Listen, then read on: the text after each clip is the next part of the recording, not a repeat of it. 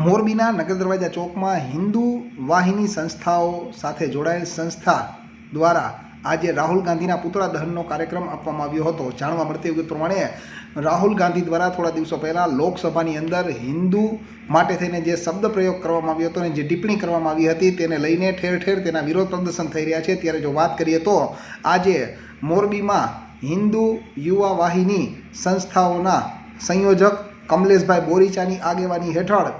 એકતા એજ લક્ષ્ય સંગઠન તથા મહાકાલ ગ્રુપ અને મોરબી શહેર ભાજપ મહિલા મોરચાના આગેવાનો, હોદ્દેદારો અને કાર્યકર્તાઓની હાજરીમાં રાહુલ ગાંધીના પુતળા દહનનું કાર્યક્રમ મોરબીના નગર દરવાજા ચોકમાં સાંજે 6:30 વાગ્યે રાખવામાં આવ્યો હતો। ત્યારે હિન્દુ યુવા વાહિની સંસ્થાના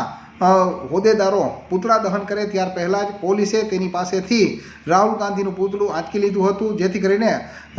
હિન્દુ યુવા વાહિની સંસ્થા સાથે જોડાયેલા જે આગેવાનો હતા તે પુતળા દહન કરી શક્યા ન હતા। જો કે તેમણે રાહુલ ગાંધીએ લોકસભામાં જે ટિપ્પણી કરી હતી તેનો વિરોધ કર્યો હતો અને રાહુલ ગાંધી હાય હાય, પપ્પુ હાય હાય સહિતના સૂત્રોચ્ચાર કર્યા હતા અને આગામી સમયમાં હજુ પણ ઉગ્ર વિરોધ કરવામાં આવશે તેવી લાગણી સૌ કોઈ આગેવાનોએ વ્યક્ત કરી હતી।